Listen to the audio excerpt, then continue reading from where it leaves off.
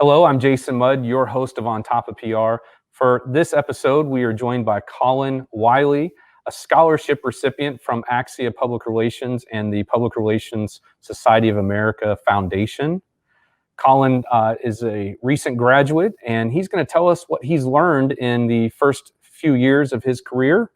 And he's also going to talk to us about the importance of relationships and how he's leaned on relationships, networks, and professional associations as he's navigated his first years in his career, and how that plays an important part of his ongoing career and growth and personal and professional development. So join us. We welcome Colin to the show, and I think you're really going to enjoy this episode.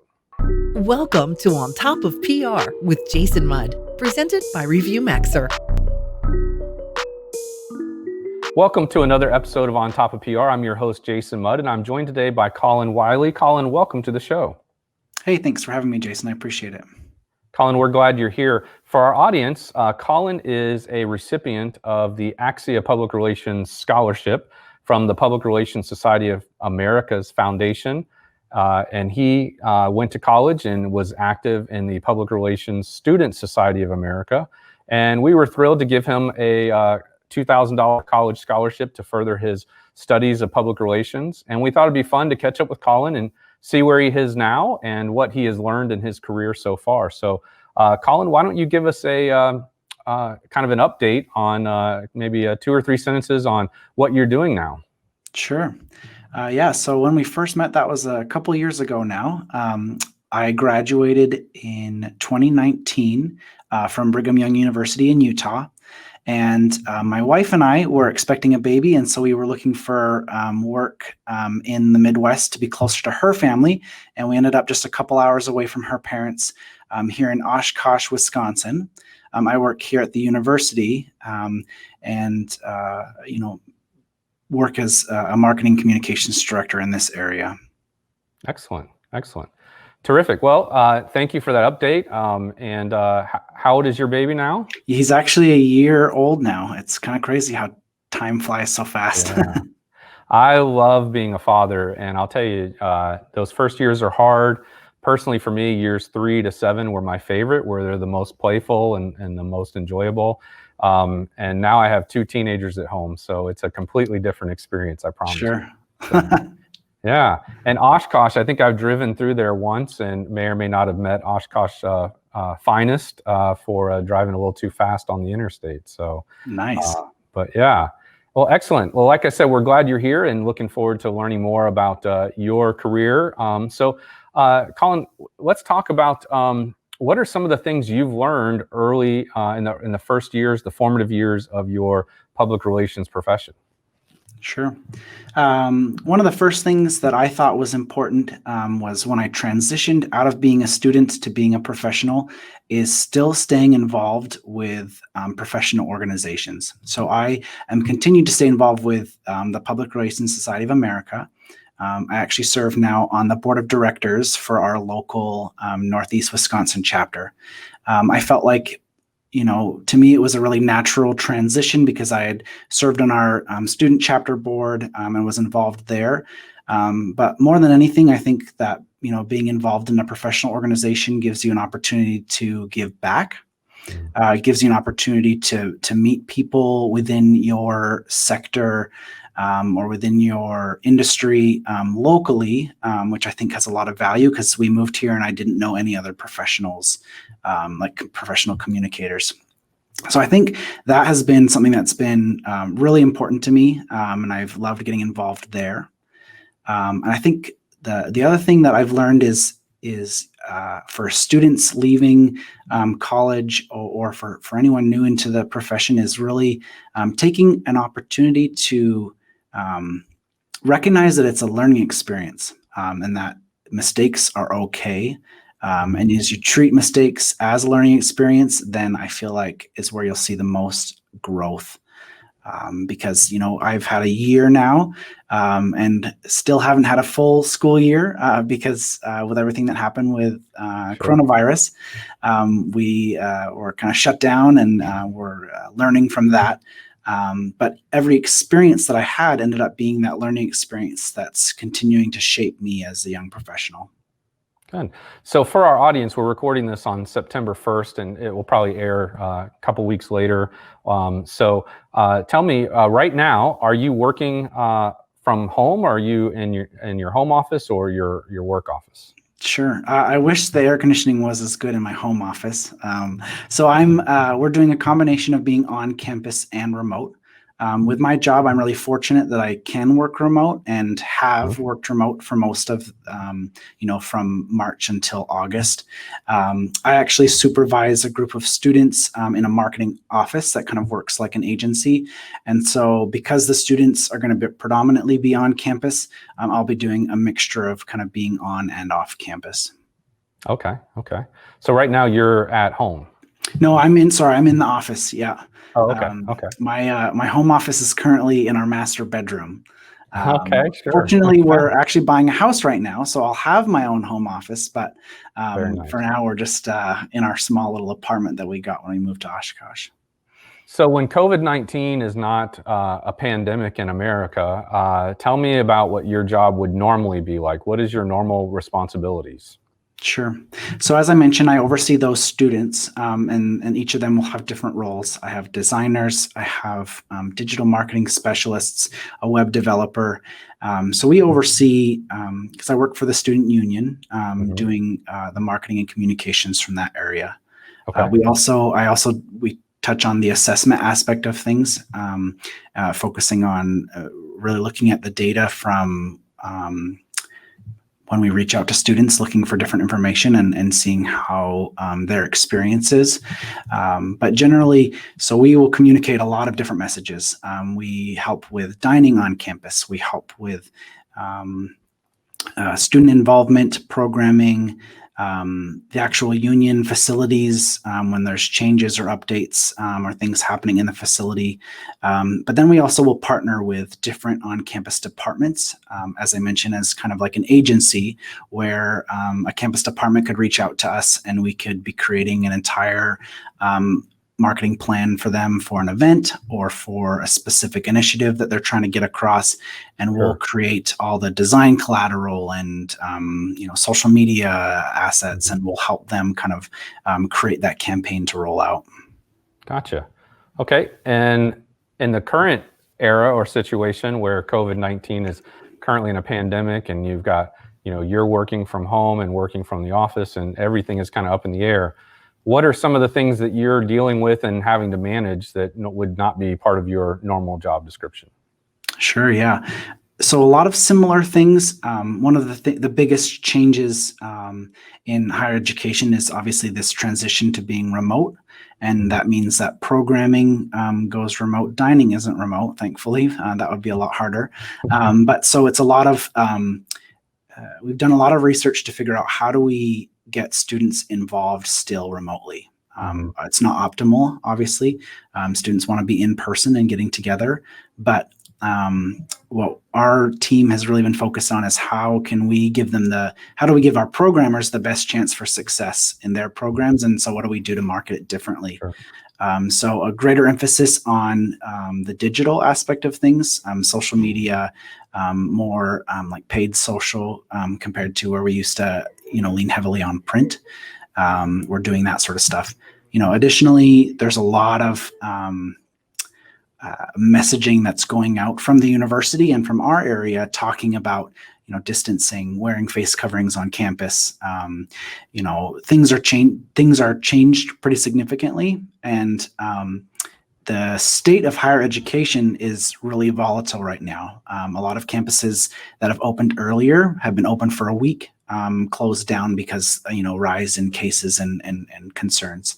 Our campus will open up here just after Labor Day weekend, and we're really hoping that we can encourage students to be making smart choices off campus and on campus as well, Right. so that we can continue to stay open. That's like the number one goal, obviously, is to try and stay in person through the semester. Perfect. Okay. And so tell me about the org chart. So sounds like you're managing, part-time students who may be, obviously focused on studies. And so you probably have, some challenges there with turnover as students graduate and things like that. But who do you report to, and what kind of things are they asking of you? Sure. So I oversee those students, and then my direct supervisor is the executive director for campus life. Okay. So our area is out of student affairs, and so she has a big job where she's supervising a lot of full-time staff that are doing a lot of different things. Right. Generally, I end up doing a lot of the strategic aspect of communications. And so the direction I get from my supervisor really is focused on what's the high level, really important messages that we need to get across. Right. And then she gives me the ability to kind of work on crafting and creating those messages. And then also partnering with the university marketing and communications department, who kind of speak for the university as a whole, Sure.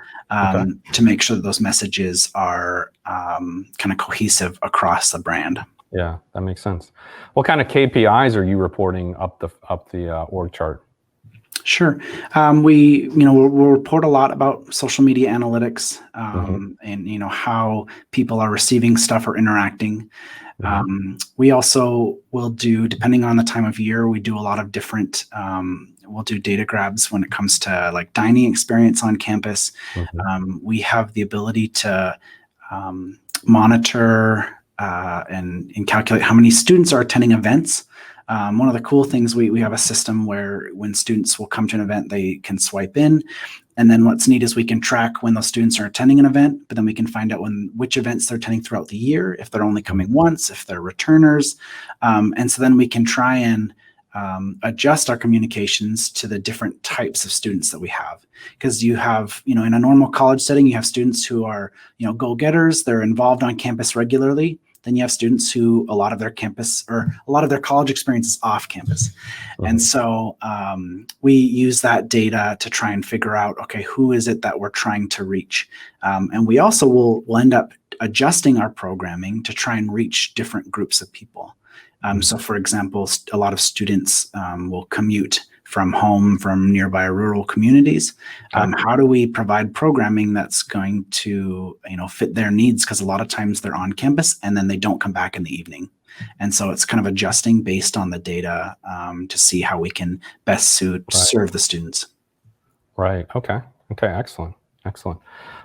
So how did you land in this position? Sure. I was expecting the role that I was going to take after college to come from networking and from, professional associations. I ended up just applying for this job just on the internet and went through kind of the application process. I came out here to do an interview and a series of interviews, I suppose. I think a couple of the things, with my background, I worked during college. I worked for an academic department doing their communications, and so I think that was one of the big things that supported me into this role. And obviously, being a student, I was able to understand how students think. I'm not too far removed from what a kind of a typical college student is like. And so, it was kind of a scary process, applying for that first full-time job. But I was really fortunate to have a lot of mentors that really supported me and gave me a lot of advice throughout the process. I reached out to several of those mentors to have a good idea of, how do I really navigate interviews and when we talk about negotiating and all that sort of different stuff. So I was really fortunate in that regards. Yeah, it definitely seems like you've been someone who has taken advantage of having mentors and connecting with people and having a support system behind you all along. So Colin, we're going to take a quick break and we'll come right back with more of On Top of PR. You're listening to On Top of PR with your host, Jason Mudd. Jason is a trusted advisor to some of America's most admired and fastest growing brands. He is the managing partner at Axia Public Relations, a PR agency that guides news, social, and web strategies for national companies. And now, back to the show. So, Colin, you've mentioned a couple times that you have had, you were well connected. Our connections have been important to you, and networking have been important to you both when you were in college, when you first arrived to the market, as you were going through the interviewing process. And obviously, I mean, you had a very successful collegiate career. Otherwise, you wouldn't have won scholarships and gotten the recognition that you earned. What advice would you give in the event that there's a rising star of public relations who is either in the midst of their college career or wrapping up their career? What kind of advice would you give to Colin, who's still walking on campus and still a student of public relations? Sure. It's funny you say that because once I received the scholarships at that conference, I had like the college reaching out and wanting to like write an article about me. And I always thought like, I'm not really that special and I don't look at myself as like this top student. But I think what it really comes down to is when it comes to like scholarships, or looking for those opportunities, a lot of times you just have to make the ask. I think, there's a lot of data to show that scholarships across the U.S. constantly aren't getting applicants. And so the first thing you want to do is obviously apply for anything and everything. Apply for grants and scholarships, apply for, opportunities to go abroad if that's something you're interested in, applying for internships that maybe seem out of, what you think might be your reach. Because if you don't make the ask, then you won't have that opportunity. Beyond that, I think I can attribute to I had a great support system. I got married during my college career, and my wife, she allowed me to get involved and to work a lot of late hours, and I was really grateful for that support. But you just kind of have to put in that work. And I think thinking outside the box and trying to, the network that I created. I tried to really cultivate it and build friendships more than anything. Perfect. And I look to the connections that I made as being something more than just a connection, but something that's really important. Where I still am seeing people that I connected with my freshman year, like on social media, and still like interacting and seeing them in their lives. Perfect. Yeah, I would say that. As I look at the landscape, the people I know that are, currently employed, who are at more of that entry level, are the folks who did multiple internships and worked hard when they were in college. And, the people who are struggling are those who either for some reason didn't do an internship, or they only did one, or something like that. And, I think there are folks who are benefiting from their work ethic and their investment in their career who have done, multiple internships. And, obviously those are the interns we prefer. And people we prefer to hire are the ones who come to the table with significantly more experience. It just gives them more edge, both as an applicant and also obviously in their career. So good. Colin, we just received notification of who was the winner of our scholarship for this year from the PRSA Foundation. And it's a student from Louisiana State University. And, on paper, I haven't met her yet, but from what they sent me, it looks like a very well qualified individual. Why don't you speak a little bit about your experience with the scholarship and maybe, some pros and cons for people to think about if they are considering applying for the scholarship? Sure. I look back at that time. It's interesting. My wife and I remember before we went to that conference, we were kind of in a tight financial spot and weren't really sure about, we just paid tuition and then there goes a large chunk of your money when you're, poor college students. And we were like pretty worried about like, what were we going to do, financially? Receiving that scholarship was really what helped us get through and set us on track. For students that are looking to apply, like I said, I think it's just a matter of first, you got to like commit to filling out the paperwork. And then beyond that, I think it's, when you're looking to maybe make yourself stand out in a crowd or amongst other young professionals, trying to find unique opportunities. As you mentioned, internships. During school, I completed, I don't know if that's the right word, but I worked in about 6 different internships. And they were all in different industries. I dabbled in the nonprofit industry, healthcare, obviously education. And so that depth gave me greater experience. And I was fortunate because I didn't just have to do social, but I also dabbled in, videography, with graphic design, with, strict campaign creation, strategic analysis. And so that variety gave me a great opportunity where I was able to, when I applied and showed, my resume or my work experience, that I had a kind of diverse background. Mm-hmm. Good. So in the role your role today with the university, kind of where do you want to be in a year or two from now? What are kind of some of your personal goals? Sure. My plan is to stay here for a few years, for sure. I think that it's important. It's really easy in your beginning of your career to want to hop jobs. And while it's not as common nowadays, like for example, my father stayed in his career for, 35 years. While it's not necessarily common to stay at a job for that long, I think that there's a lot of value with having that continuity over time. Right. Really, my plan is to stay here for a little bit longer. I'm interested in pursuing a master's degree. And so the next step, to be honest, would be to look for a job at the institution that I want to get my degree at, and then make that transition where I could work full-time and then go to school part-time. Maybe looking at doing an MBA, but I'm still kind of exploring options. I do really like higher education, and I could see myself happily staying in higher ed for the rest of my career. But I'm also open to doing other things. Right.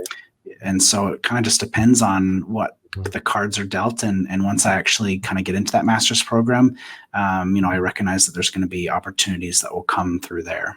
Sure. Yeah, that's wise. It's certainly wise to go to school somewhere or be employed somewhere where they might pay you to get your degree Yeah, there's a lot of institutions that offer tuition benefits, and that's something that I definitely keep my eye on. Yeah, you should. You should absolutely do that.